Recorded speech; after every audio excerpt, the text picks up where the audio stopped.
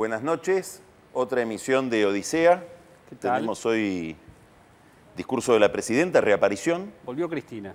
Volvió Cristina de Volvió a sus hablar vacaciones, dijo. y a tuitear.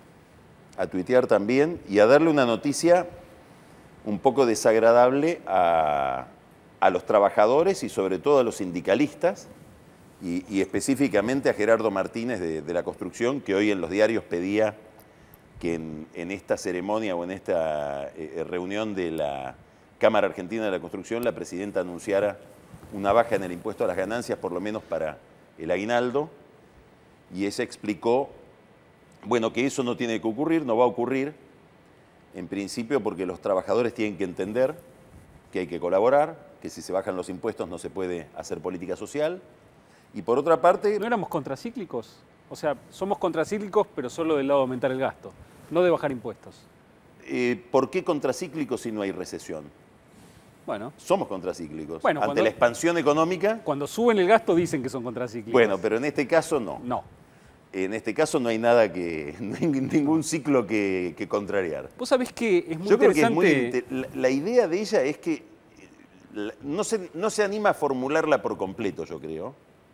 Pero la idea de ella es que los trabajadores en la Argentina, gracias al gobierno de los Kirchner, son parte, llamaríamos, por decirlo de manera vulgar, de los sectores del privilegio. No son oprimidos. No hay gente que requiera de la asistencia de nadie y deben colaborar con sus impuestos para que los verdaderos desposeídos puedan tener un mejor nivel de vida. Y la distribución del ingreso los tiene que tener del lado de los que ponen, no del lado de los que reciben. Bueno, si uno mira desde el lado de la distribución del ingreso y uno mira dónde está el mínimo no imponible hoy en la Argentina, encuentra motivos para no bajarlo. Es decir, en la Argentina el mínimo no imponible es 1.500, abarca sueldos de 15.000 pesos por mes. Y con ese sueldo en la Argentina se está por lejos entre los primeros 2 deciles de la distribución del ingreso, ¿no? Y en el primer decil también.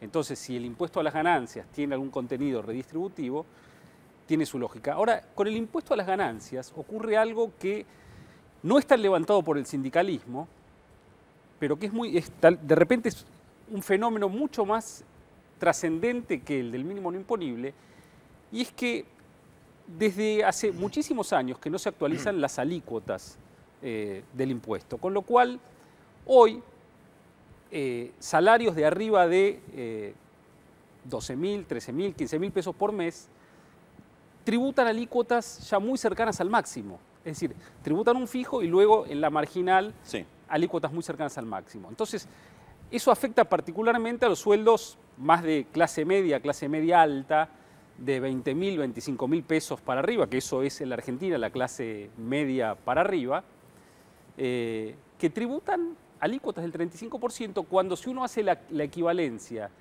de a partir de dónde se tributaba el 35%, por ejemplo en el año 2001, era para sueldos equivalentes a sueldos de 80.000, 90.000 pesos de hoy. Si traemos, actualizado por inflación, los sueldos que tributaban la alícuota del 35% en 2001 eran sueldos mensuales de hoy de 80, 90.000 pesos, que hoy son sueldos de 15, 20.000 pesos. Bueno, hay también una cuestión política en todo esto, ¿no?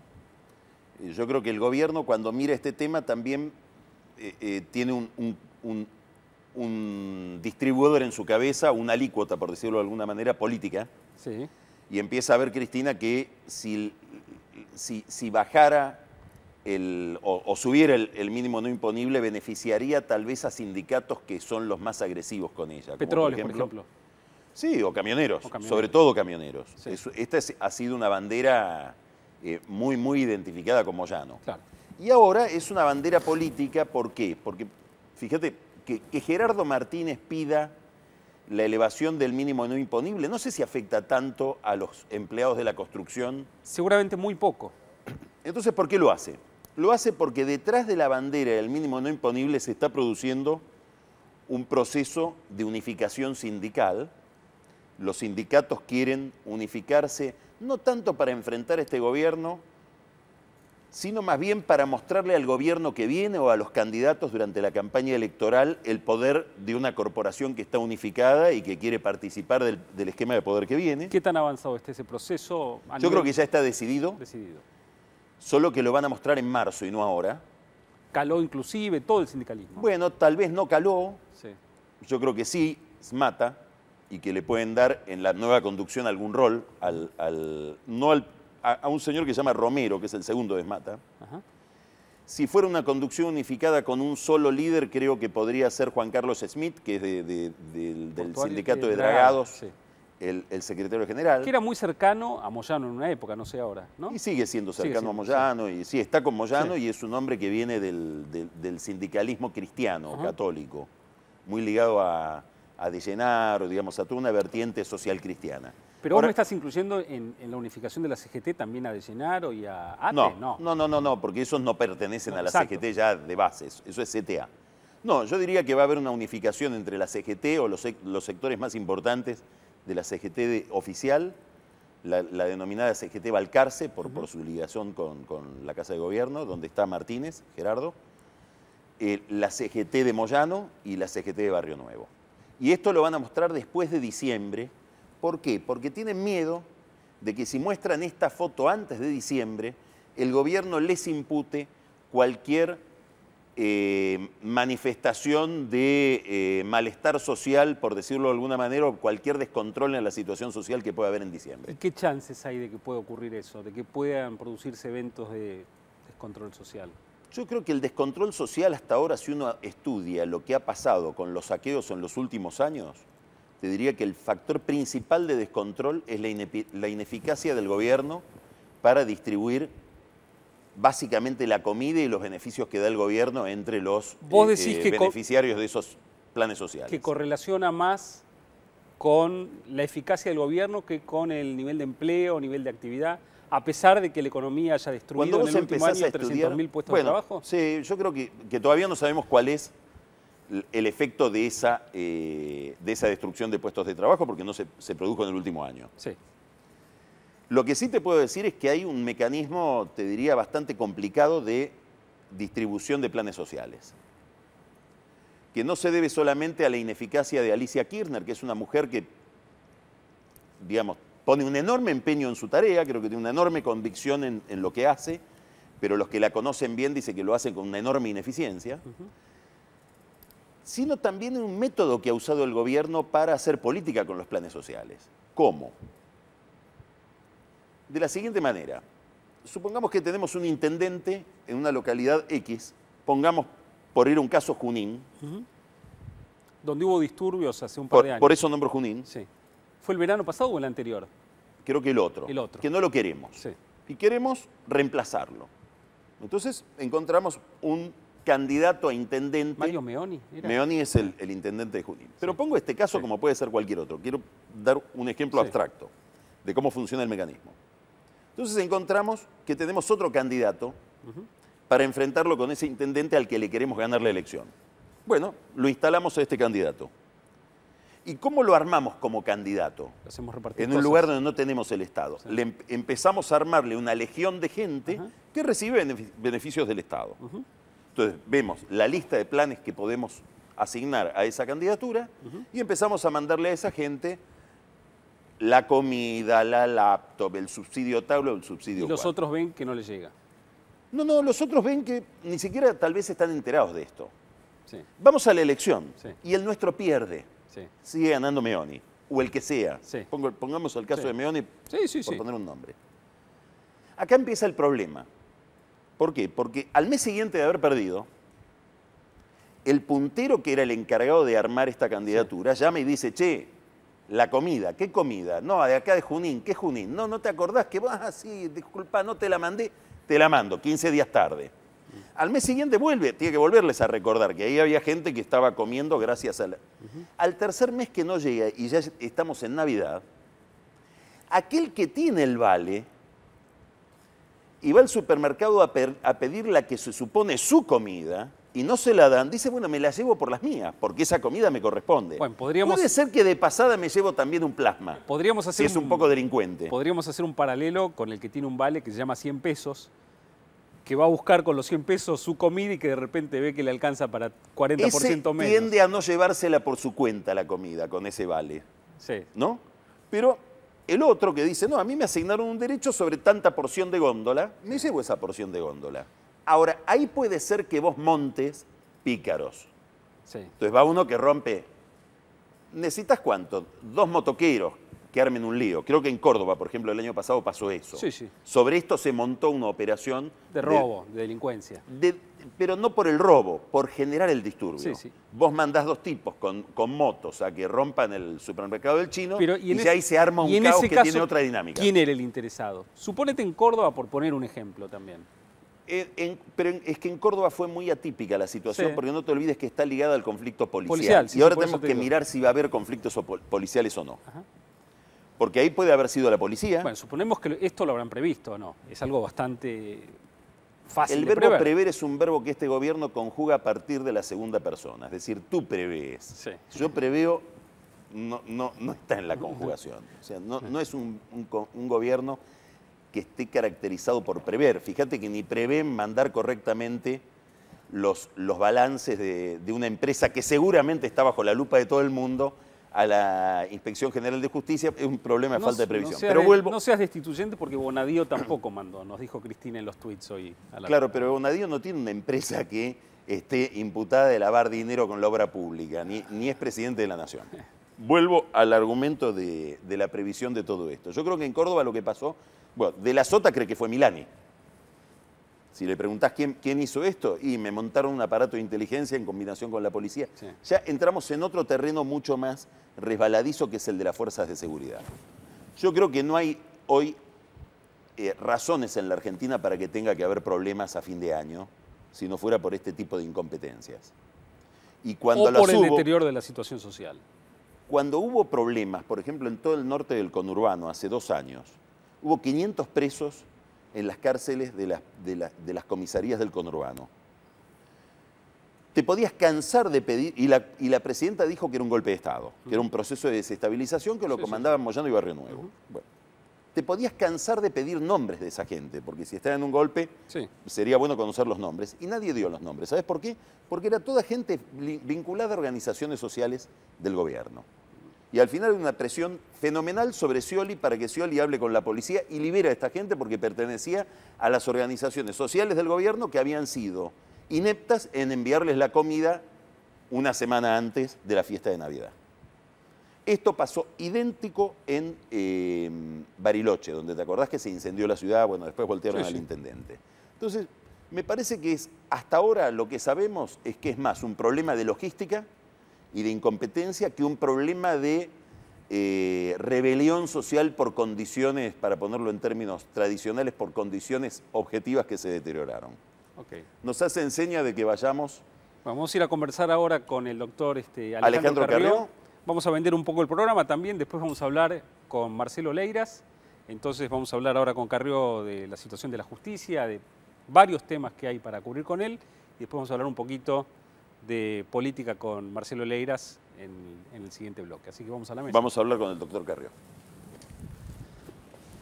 Alejandro, buenas noches. Buenas noches. Hola, buenas noches. Y muchas gracias por venir. No, por favor. Bueno, estarás, supongo, muy interesado en la cantidad de temas que tienen que ver con tu trabajo profesional, que es litigar en la justicia y además el derecho penal, que está en el centro del debate hoy por muchas razones. Te diría que son tantos los temas que no me da la mañana para leer el diario, para saber con qué tengo que ir a la oficina, porque son las novedades con las que tengo que lidiar todos los días. Sí, claro.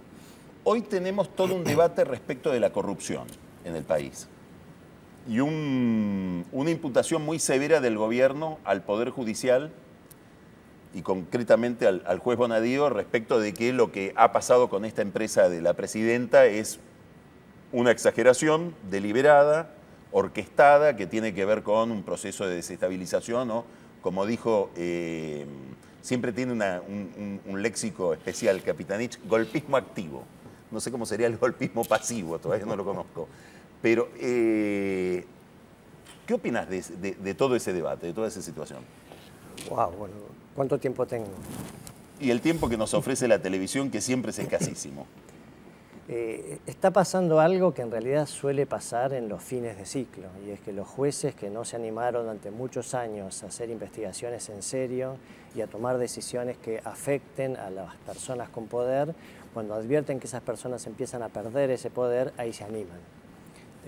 También lo hicieron en el gobierno de Menem, el juez Bueno, Urso. a Menem lo juzgó el juez Urso, que fue tal vez uno de los jueces más leales que tuvo Menem durante toda la presidencia de Menem. Y es el que lo mandó preso después. Claro, bueno, y ahora le toca el turno a Bonadío, Sí. no porque él haya sido un campeón de la independencia todos los años anteriores, Sí. sino porque le parece que ahora llegó el momento en, o por ahí cobrarse alguna cuenta que pueda tener pendiente con alguna presión que pueda haber sufrido, o si no porque advierte que ahora tiene que posicionarse para el bronce o para el oro y ser la persona que está llevando Entonces, estas lo primero investigaciones que estás adelante, diciendo, y que además suscribo, es que no deberíamos entusiasmarnos como sociedad con que aquí hay un proceso de regeneración política o se han restablecido mecanismos saludables de funcionamiento de la justicia. Lo que hay es una política más bien facciosa en la que el Poder Judicial también interviene. Sí, además están, creo yo, cuidando sus propias quintas. Uno de los temas que está dando vuelta en el tapete es la reforma del sistema judicial, de resultas de lo cual serían los fiscales quienes pasarían a hacer las investigaciones más trascendentes.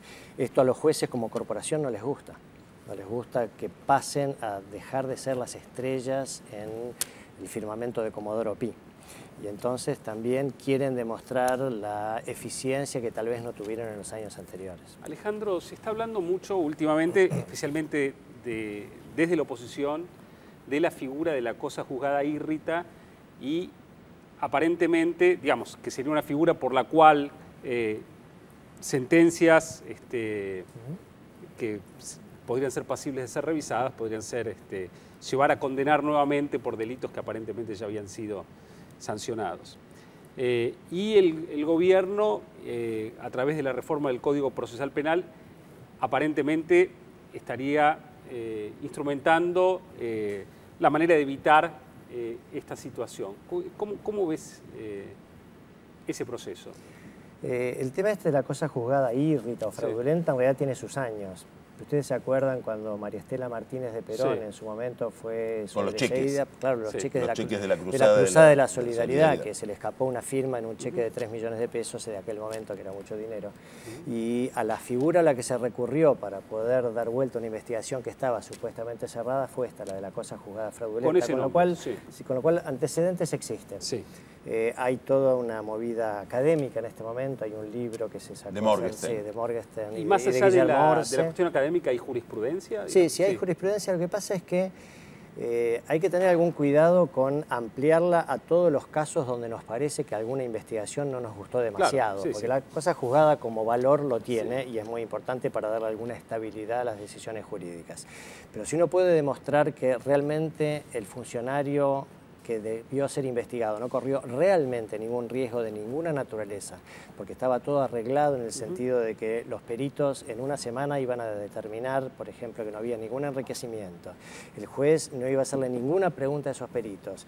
Cuando llegó el momento de dictar esa resolución, se dicta. Cuando el fiscal tiene que apelar esa resolución, no apela y hay todo tipo de teorías acerca de por qué no apeló, y la he escuchado de muchas fuentes, muchas. Sí. Entonces ¿Por la amenaza a los hijos? Por la amenaza a uno de los hijos. Más que amenaza, parece que hubo un par de horas en que el chico no estuvo en la casa cuando debió estar. Sí. Eso durante el plazo en que le corría al fiscal para apelar. Entonces, con ese estado de ánimo es difícil apelar. Para ese tipo de cosas extremas, yo creo que es una herramienta que puede ser bastante importante. Claro, cuando se habla de este tema, todo el mundo habla, inclusive los autores del libro, de la cuestión teórica, que está muy bien, pero todo el mundo se refiere en realidad a la causa de enriquecimiento ilícito de los Kirchner, no sé por qué, pero por todas estas anomalías que ha tenido. Ahora, y además la anécdota aquella ¿El Código Procesal Penal introduce algún artículo para intentar bloquear la revisión de las condenas o no funcionaría de todas maneras? Porque... No, yo no creo que el artículo tal como está redactado bloquee la cosa juzgada fraudulenta o esta teoría, porque lo que dice es que la cosa juzgada es algo que beneficia al imputado y que si existe el recurso de revisión siempre es a favor del imputado, Claro. que es cuando aparece alguna prueba posterior a la condena. Eso es el recurso de revisión, que aparece legislado en el Código Procesal Penal como ha sido legislado siempre. Pero la manera en que yo he visto el proyecto no impide que esta teoría de la cosa juzgada se aplique en los casos en que se puede aplicar. ¿Qué es lo más importante de este proyecto a tu juicio? Es decir, supongamos que este proyecto se aprueba tal cual está, ¿qué cambiaría en las condiciones en que se desarrolla la lucha contra el delito en la Argentina? Yo te diría que lo que el proyecto tiene de más importante es lo que le falta, porque tiene una teoría que está bien, que es darle más poder a los fiscales para que investiguen y menos a los jueces, con la idea de que los jueces deben ser más independientes y más imparciales, sí. Solo que esto tiene que estar acompañado por una reforma de la ley de funcionamiento del Ministerio Público, de manera que quienes vayan a aplicar esta reforma sea gente seria, porque de nada sirve tener las mejores leyes si tenemos los peores aplicadores. Y en materia de selección de miembros del Ministerio Público, o sea, de lo que son los fiscales, si uno no modifica la ley de cómo se va a acceder a esos cargos, van a aparecer una gran cantidad de cargos. Hoy hay un gran cuestionamiento de la cantidad de fiscales que se están designando e inclusive de la aparición de fiscales que no eran fiscales y que se los pone en causas inclusive muy delicadas de derechos humanos, etcétera. ¿Vos te referís a esto? Me refiero a eso, me refiero a los casos que han habido en el pasado y muy serios de sospechas en los concursos. Paz Rodríguez Niel en La Nación ha hecho siempre investigaciones muy serias sobre sospechas en los concursos. Se sabe de casos donde algunos candidatos le han pasado los temas antes del examen. O sea, en cualquier sociedad con una mínima pretensión de república, esto es una vergüenza indescriptible. ¿Cuán mal está la justicia en la Argentina hoy? Si tenemos que comparar el grado de independencia del Poder Judicial respecto al resto de los poderes hoy en la República Argentina con respecto a otros países de la región. Nuestro Poder Judicial es más atacable que otros países de la región, porque existe el mecanismo este del funcionamiento del Consejo de la Magistratura, que está tremendamente politizado. El Consejo de la Magistratura nació con la pretensión de que no hubiera tanta discrecionalidad al momento de designar o remover jueces. Antes era exclusivamente Poder Ejecutivo con acuerdo del Senado. Se entendió que eso era malo, se trató de copiar algunos... ¿Vos hubieras creado el Consejo de la Magistratura en la Argentina? No, nunca con este funcionamiento, con 13 integrantes, de los cuales 7 provienen de los estamentos políticos. Bueno, había sido creado con más participación académica de la que tiene hoy. Seguro. Y además la Constitución habla de equilibrio entre los distintos estamentos y eso de equilibrio no tiene nada, porque los políticos superan a los representantes de la justicia o del Colegio de Abogados notoriamente.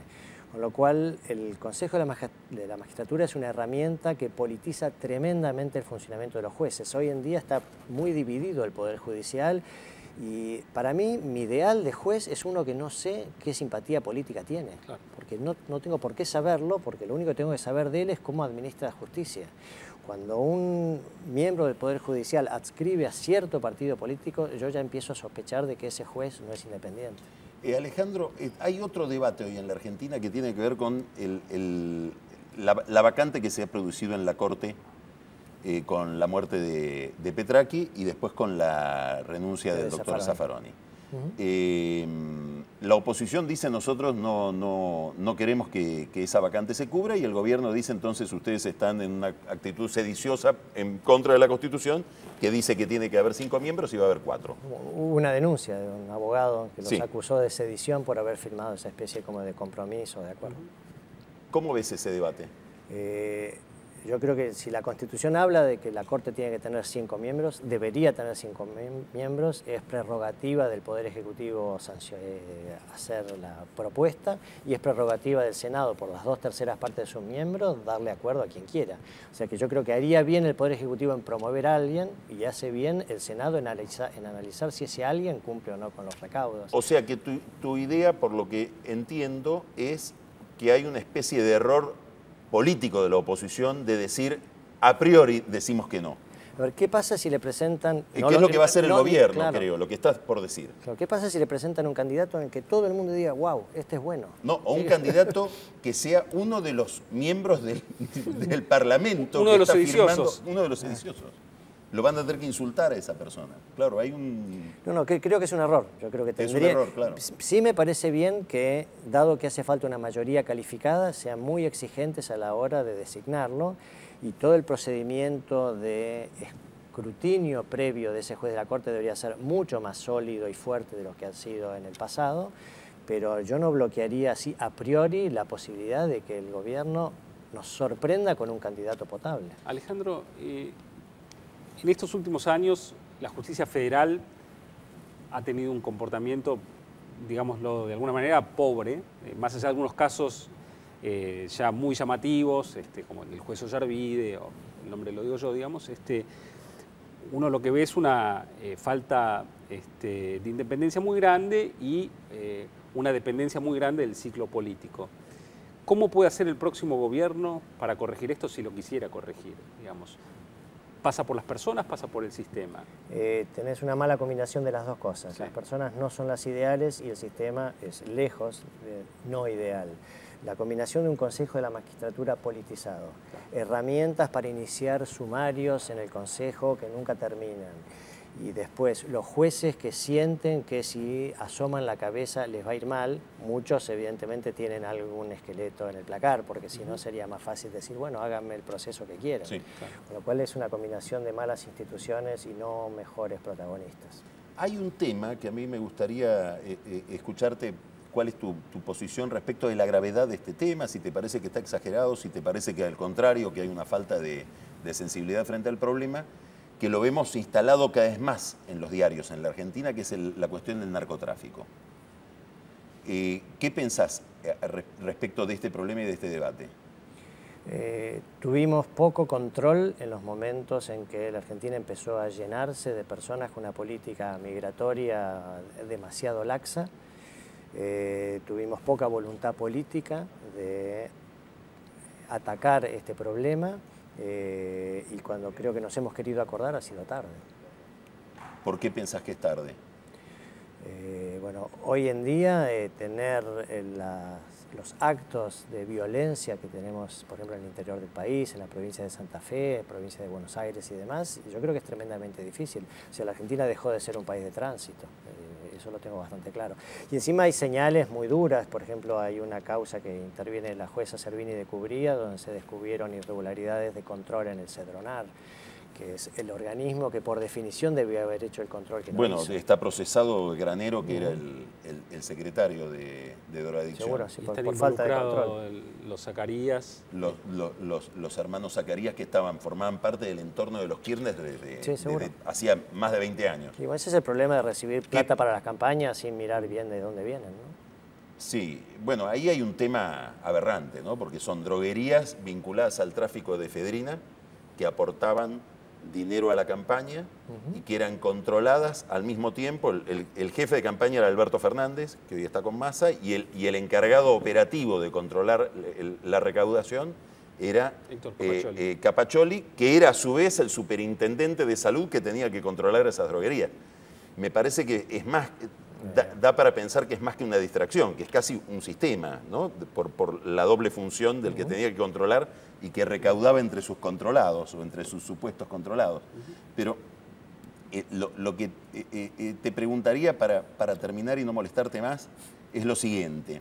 Si tuvieras acá los candidatos a presidente que van a competir en las próximas elecciones respecto de este tema, ¿qué les dirías? ¿O qué expectativa tenés respecto de lo que puede ofrecer la política para resolver este problema? Creo que hace falta una legislación distinta, hace falta legislar seriamente la figura del arrepentido para empezar a darle alguna posibilidad de tener un tratamiento más benigno a personas. ¿Seriamente quiere decir que esta legislación que tenemos sobre el arrepentido no te parece eficiente? No, para nada. No, y además pensar seriamente cómo proteger la identidad de una persona que se anima. La Argentina es un país que no registra arrepentidos. Yo no sé si la razón es porque las leyes no protegen demasiado el instituto o porque es una sociedad en la cual la gente se arrepiente poco. Temo que es una combinación de las dos cosas, ¿no? Muchísimas gracias, Alejandro. Muchas gracias. Chao, hasta luego. Seguimos en Odisea y ahora vamos a Marcelo Leiras y vamos a hablar un poco de política.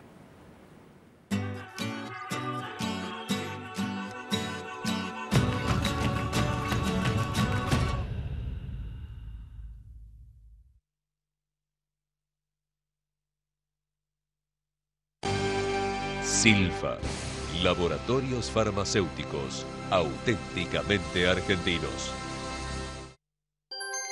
Hoy somos más que una compañía de gas. Somos parte de un grupo energético mundial. Y así, seguimos creciendo, comprometidos con la comunidad y protegiendo el medio ambiente. Hoy más que nunca, nos renovamos. Gas Natural Fenosa, con toda la energía del mundo. Vivimos en un mundo que necesita minerales. Pero sabemos que, antes que nada, necesitamos un mundo donde vivir. Cámara Argentina de Empresarios Mineros. Por una minería limpia, segura y sustentable.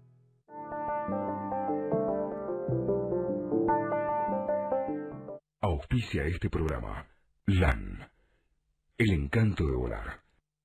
Todos nuestros clientes son millonarios. Tienen propiedades en el exterior, se codean con artistas, se dan todos los lujos. En Banco Superviel sabemos que lo que te hace realmente millonario es lo que tenés afuera del banco. Superviel, lo más valioso está afuera de un banco. En San Martín, asumimos el compromiso con nuestros vecinos de invertir en seguridad. Por eso, construimos el nuevo centro operativo de monitoreo y triplicamos el presupuesto en seguridad, los patrulleros municipales y las cámaras de videovigilancia. Sistema de Protección Ciudadana. Municipalidad de San Martín. La fuerza del campo está en el trabajo de su gente y la fuerza del trabajador está en la UATRE.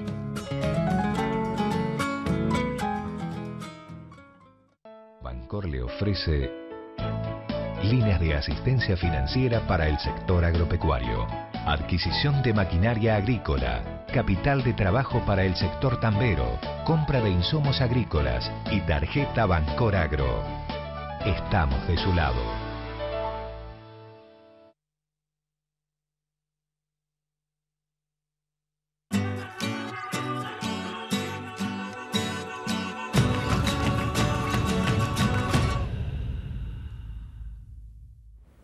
Bueno, estamos acá con Marcelo Leiras, invitado habitual de nuestro programa. Marcelo, ¿cómo estás? ¿Cómo te va, Nico? Bueno, sigue pasando el tiempo, nos acercamos un poquito más a las elecciones. Siguen habiendo 3 candidatos que se despegan en las encuestas de los demás. Sí. Se siguen pareciendo bastante, al menos en el discurso ante la opinión pública. ¿Ves algún cambio en la dinámica? ¿Candidatos que traten de diferenciarse un poco más, un poco menos, que digan más cosas, menos cosas? No, a mí me parece que los 3 candidatos están en posiciones parecidas a las que tenían antes. Los cambios más significativos ocurrieron, por así decir, por abajo, en las estrategias que llevaron adelante los líderes radicales de distintas provincias. Y eso hace una diferencia, me parece, importante. Probablemente fortalezca a Massa, que sin esos apoyos radicales tendría una candidatura menos competitiva, y genera muchos problemas también en el espacio no peronista, en particular en UNEN, ¿verdad? Ese es para mí el cambio más significativo. Ahora, más allá de esos acuerdos en las provincias en los cuales Massa también necesita a los caudillos radicales para, digamos, apoyar a alguien y no ir solo y también poder decir gané, algo parecido a lo que hizo Macri con Massa en la provincia de Buenos Aires en las elecciones pasadas, sí, donde no tenía candidato. En diciembre se va a realizar la convención de la Unión Cívica Radical, sí, que aparentemente también está poniendo un límite a una alianza presidencial con Massa y podría estar más inclinada a una convergencia con el PRO. ¿Para dónde pensás que van a agarrar? ¿Lo ves así? ¿No lo ves así? Yo creo que el radicalismo desde hace muchísimos años, en realidad, tiene muchos problemas como organización nacional para imponer disciplina sobre las organizaciones provinciales. La fuente de ese problema, creo yo, es que el radicalismo dejó de ser una fuerza competitiva en la escala nacional, de modo tal que si uno no puede ofrecer un candidato presidencial competitivo a un líder provincial, tampoco puede forzarlo a que siga una estrategia nacional, ¿verdad? El peronismo siempre fue muy federal desde ese punto de vista. El radicalismo comenzó a hacerlo desde mediados de los 90. Y esa dinámica de federalización, esto es de autonomía de las organizaciones provinciales, se ha hecho cada vez más pronunciada y creo que hoy está en su punto máximo de todo este periodo que estoy describiendo, ¿no? En ese contexto me parece muy difícil que uno pueda someter a alguien que necesita ir con una candidatura competitiva a una elección provincial a someterse a cualquier otra candidatura que decida una conducción nacional. A mí me parece muy improbable que el radicalismo pueda forzar a las organizaciones provinciales a hacer algo parecido a eso. O sea que vos lo que estás planteando, Marcelo, es que una forma de disciplinar al radicalismo sería que el radicalismo encuentre una candidatura competitiva. Correcto, pero eso no creo que ordene a partir de las expectativas de poder. Exactamente. Bueno, ¿eso pensás que no va a ocurrir? No, me parece muy improbable. Es muy difícil hacerlo sin ser fuerte en los distritos metropolitanos. Y esa es, me parece, la fuente de la crisis del radicalismo. Ahora, si la fuente de la crisis del radicalismo es que carece de candidatos competitivos en los lugares donde se concentra su sociología. Bueno, Capital Federal, provincia de Buenos Aires. Y su tradición, ¿verdad? Claro, ha sido siempre una organización muy bonaerense y muy capitalina. En esos lugares es donde estalló su crisis, donde no ha conseguido recuperarse. Se ha recuperado en muchas otras provincias, va a ganar varias gobernaciones y sin embargo sigue sin ser una fuerza viable a escala nacional. Marcelo, el radicalismo tiene chances en, no sé, 8 provincias de ganar gobernaciones y no tiene un candidato hoy que mida como miden los de las otras fuerzas políticas. ¿Eso es una cuestión endógena de la oferta que tiene para hacer el radicalismo o, digamos, no apareció un candidato carismático que use la camisa celeste, vaya a showmatch? ¿Es una cuestión intrínseca a las ideas del radicalismo o es que no apareció la persona? Bueno, que la persona tiene que ver, no diría exactamente con las ideas, sino con la posición que puede asumir el radicalismo como fuerza competitiva en cada provincia. La diversidad en las provincias argentinas es muy marcada, es muy distinto hacer política en Formosa, hacer política en Santa Cruz, hacer política en Neuquén o en Santiago del Estero. Y en cada uno de esos lugares hay, bueno, no en todos los que mencioné, pero en muchas provincias argentinas hay candidatos radicales que para ser competitivos en cada lugar tienen que ofrecer cosas muy distintas. Ser competitivo en una elección presidencial requiere que uno tenga un peso muy significativo en los electorados metropolitanos, que demandan otra cosa, que son los electorados, creo yo, que se sintieron más defraudados por lo que entiendo también fue un error, que fue el Pacto de Olivos. Yo creo que el radicalismo a mediados de la década del 90 comprometió sus credenciales no peronistas, el hecho de ser una alternativa al peronismo. Eso generó una confusión en parte importante de su electorado, de la que la organización no se recuperó, ni aún habiendo ganado la presidencial en el 99. Ahí además, bueno, ahora los radicales te dirían lo siguiente: deja que actúe la logística. Es decir, dejámonos llegar a las PASO y cuando hagamos unas PASO entre Cobos, Wiener, Sanz, los que haya ahí adentro, dentro de UNEN, básicamente en un eje radical socialista, vamos a demostrar que si miramos bien las encuestas tenemos la misma cantidad o más de votos que Macri. Inclusive le reprochan a las encuestas una presentación que hace que las encuestas dicen Scioli, claro, Scioli, Massa, Macri, Cobos. No, a ver, si le sumás, si incluís en los votos de Scioli los votos de Urribarri, poneme también en los de Cobos los votos de Wiener. Digamos, como que el sistema, un poco paranoica es la idea, el sistema, el periodismo, todo conspira contra UNEN. No lo supimos transmitir. No, y algo más, me parece que ellos se sienten como fuera de un esquema de poder que está muy dominado, piensan ellos, por la publicidad, por el marketing, por la cantidad de dinero que pone la política en el sistema de medios, etcétera. Te lo dicen así. ¿Vos qué pensás de eso? Sí, como si estuvieran operando la presentación de la información. Yo creo que no es el caso. A mí me parece que el radicalismo no presenta, y todo el espacio de UNEN también esto alcanza a Wiener, no presenta ninguna candidatura que parezca en principio tan competitiva como todas las otras. Si lo hubiera, no habría líderes radicales sacándose fotos como sacó Morales con Massa. Probablemente, digamos, no sean tan sumables los votos y que los votos de Wiener no sean tan asimilables a los de Sanz y probablemente los de Sanz se parezcan más a los de Macri. Digamos, ahora, ¿no? Además de todo esto, que es sistémico, digamos, hay un factor personal que es el factor Carrió. Sí. ¿Cómo evaluás la última jugada, si es que se le puede llamar jugada de En mi impresión, Carrió? Carrió es más interesante como personaje mediático y dramático que como personaje político, hace mucho tiempo. Me parece que Carrió es una persona que que maneja bien la economía lingüística de los medios y también el arte dramático de los medios. Me parece que se ha cansado de destruir organizaciones partidarias, que ha dado numerosas pruebas de que no le interesa construir nada. Y me parece que no veo que ella haya generado ningún efecto allí. No me parece una candidata competitiva en una elección nacional. Los problemas que tiene UNEN son problemas más estructurales y que derivan del hecho que se cruzan dos cosas ahí. La distinción entre peronismo y antiperonismo por un lado y perspectivas más bien de centro-derecha y más bien de centro-izquierda. Bueno, ese cóctel es difícil de manejar. Bueno, muchos radicales te dicen, si nosotros miramos hoy la sociología electoral, nuestros votos se superponen en muchísimos lugares con los del PRO.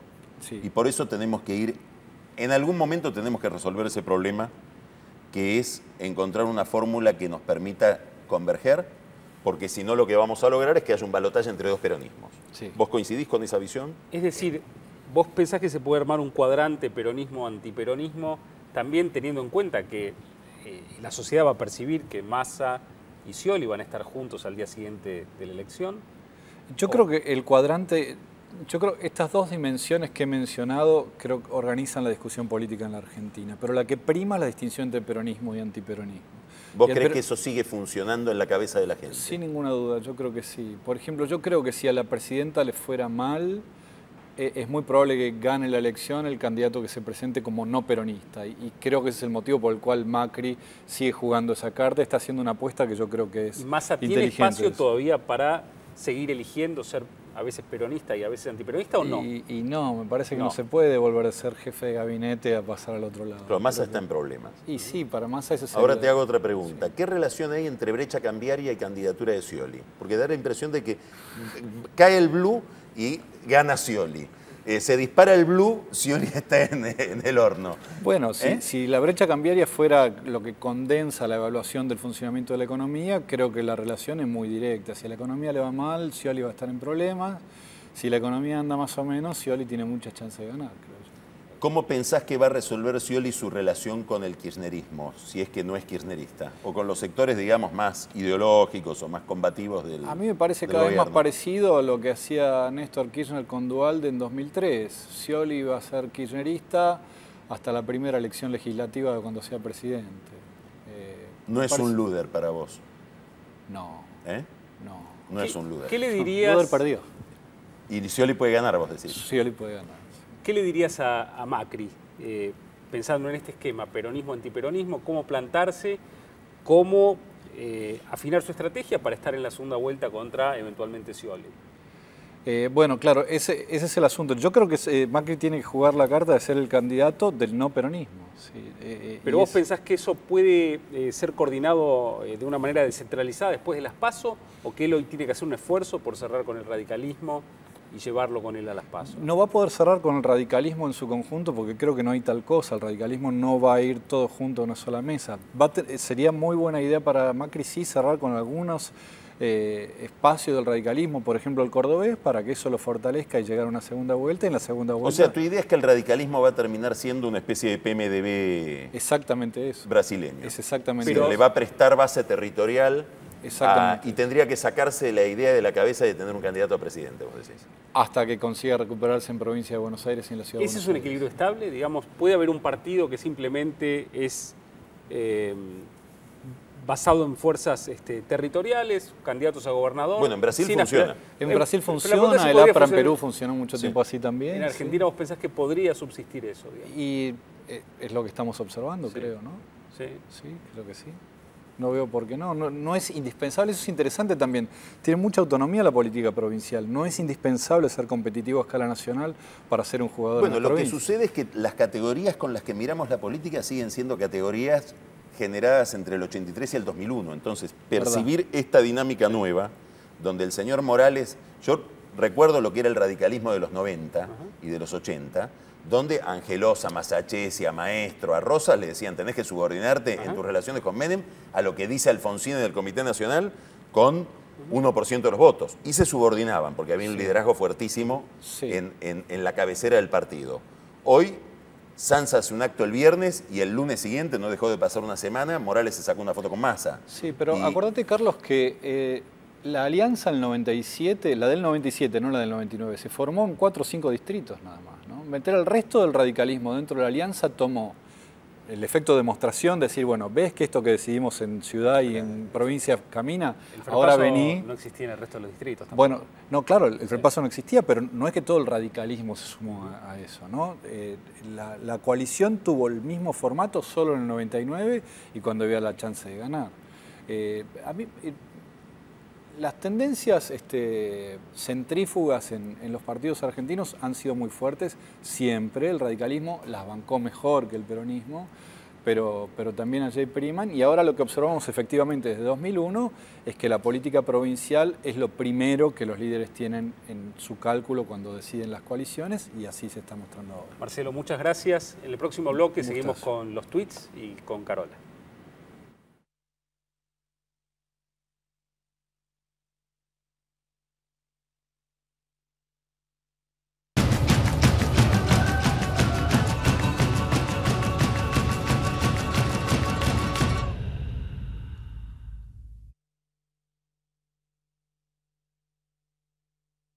El trabajo diario de miles de argentinos, sumado a la inversión constante en tecnologías de punta, hacen de la producción y exportación de cereales y productos oleaginosos la mayor fuente genuina de divisas, contribuyendo significativamente al crecimiento de nuestro país. Crecer es brindar oportunidades.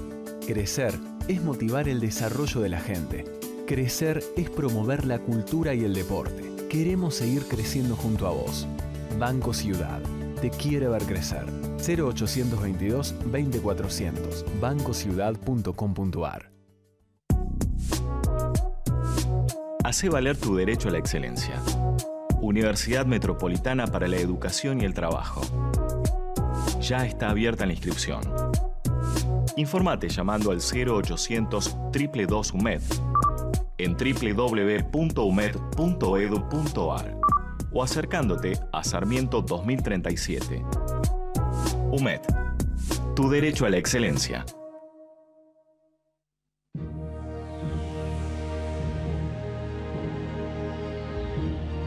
Estamos en todo el país, por eso nuestro compromiso no tiene límites. Grupo OSDE. ¿Moscardelli tiene algún sueño recurrente? Ay, sí, tengo un sueño recurrente que es que me come un grupo de caníbales y después que me comen, el comentario es: qué rico que es este tipo. Moscardelli, ¿para qué ganar uno si puede ganar 4? ¿No le parece? Por solo 6 pesos, jugás Quiniela Plus y Super Plus. Y además, Plus 9 te da la chance de ganar hasta 4 millones. Lotería de la Provincia. Buenos Aires activa como nunca. Gobernación Daniel Scioli. Nuestra provincia avanza porque le damos valor a la salud pública. Por eso, estamos consolidando una red de hospitales y centros de salud ahí donde estás vos. Porque nuestras maternidades públicas brindan el máximo cuidado a las mamás y sus bebés. Por eso, tenemos uno de los índices de mortalidad infantil y materna más bajo del país. Porque somos solidarios. Por eso alcanzamos una de las mayores tasas de donantes de Argentina. Y porque contamos con un laboratorio público que produce medicamentos que se distribuyen en más de 7.000 centros de salud de todo el país. Nuestra provincia avanza porque todos somos parte. Santa Fe avanza. Gobierno de Santa Fe.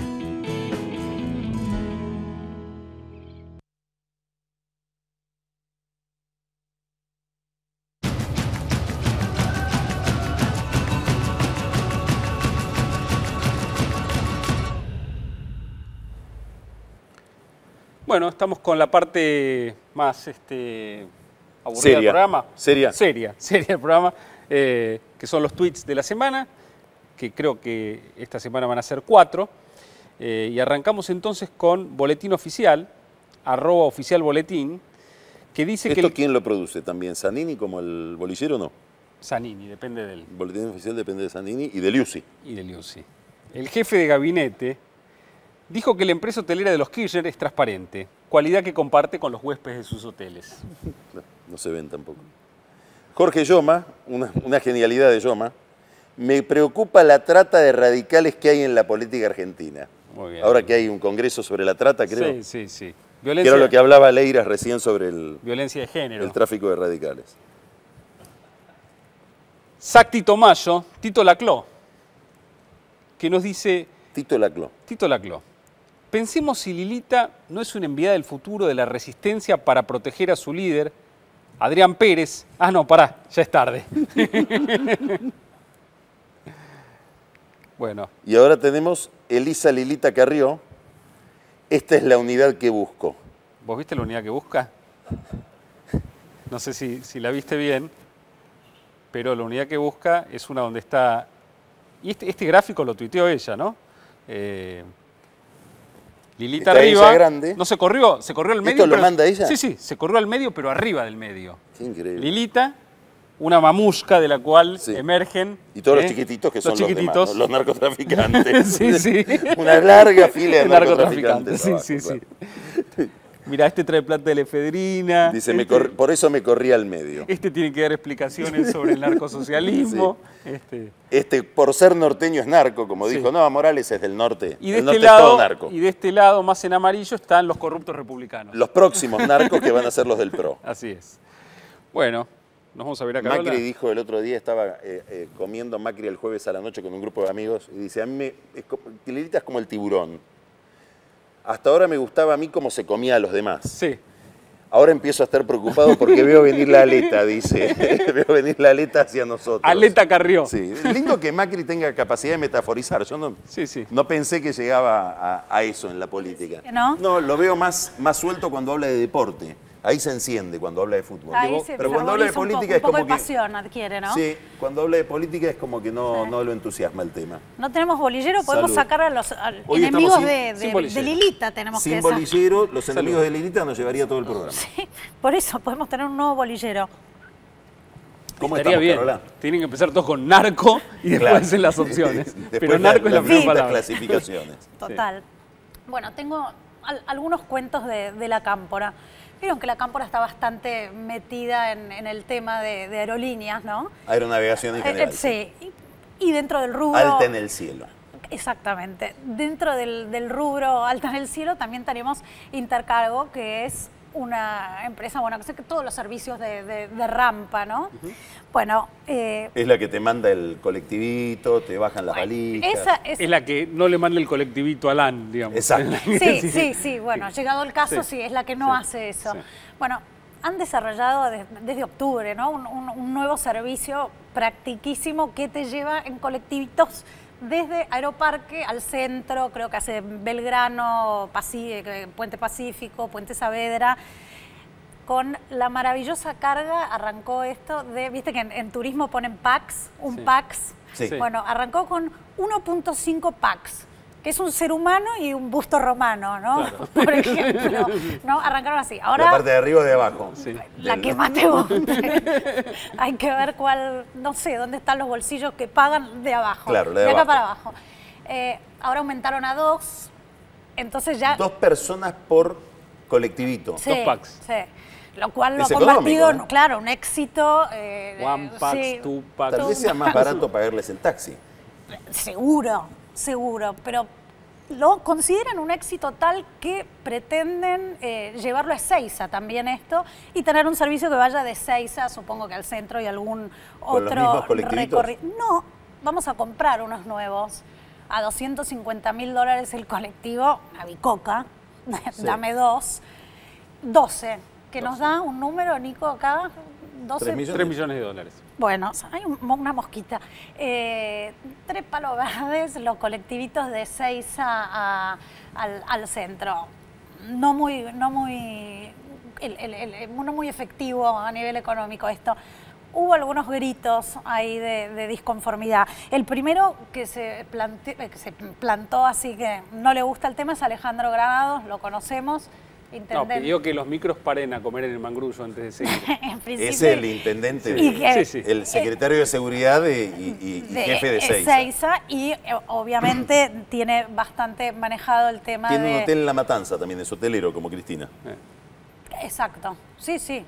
Sí, donde estuvieron Jessica y Martín, ¿no? También. Les donó la noche de bodas. Sí. Porque Martín, con los gastos de la fiesta, no había llegado a... No llegaba, entonces... No, estaba ahí pesito además, con la pesito, noche de bodas pesito en La con Matanza pesito. con un regalo Creo de que los si gastaba en un Granados. hotel caro, Ignacio Copani se molestaba mucho. Claro. Estaba molesto con los gastos del casamiento. Con alambre. Sí.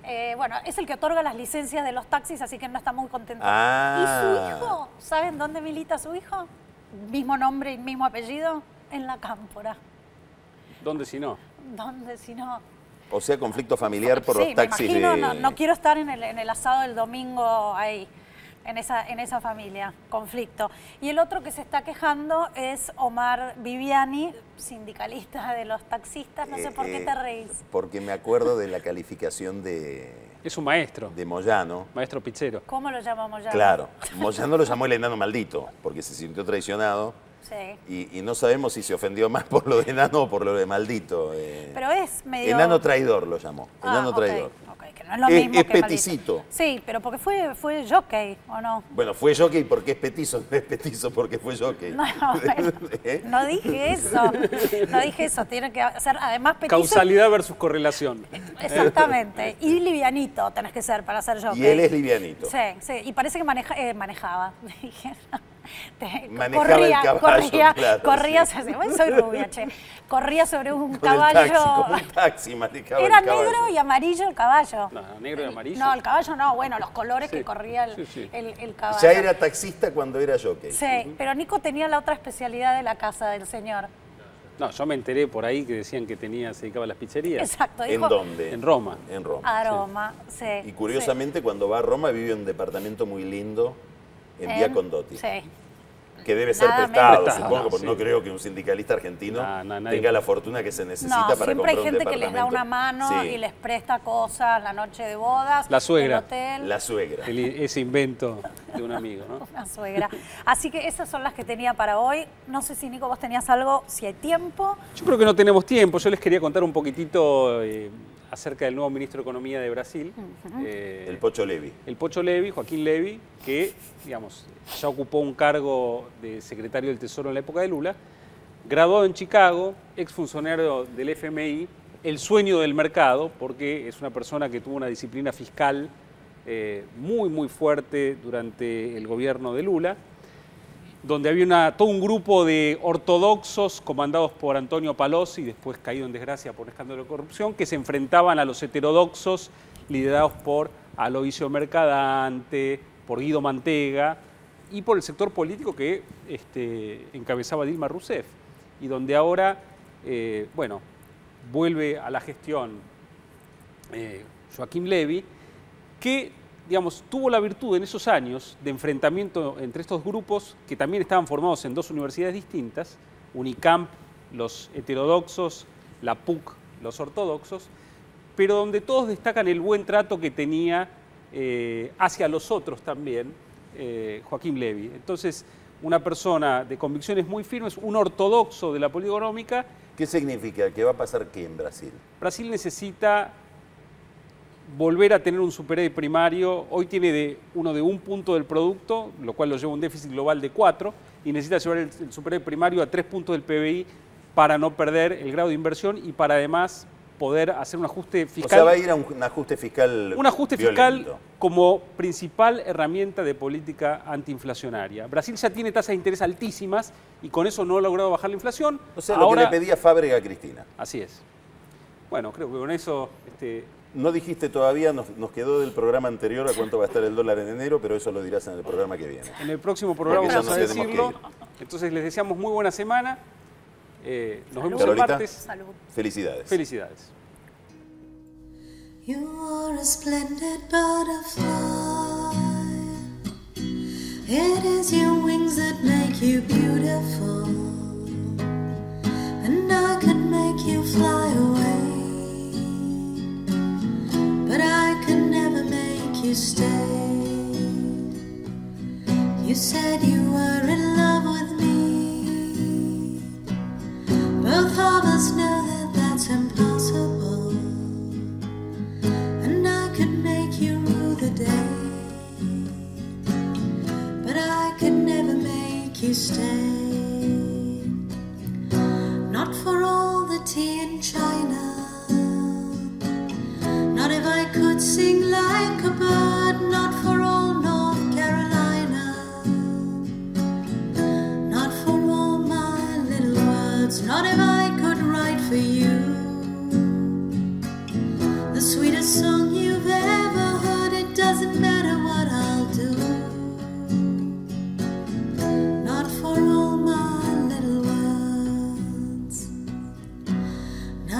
you've made me want to die.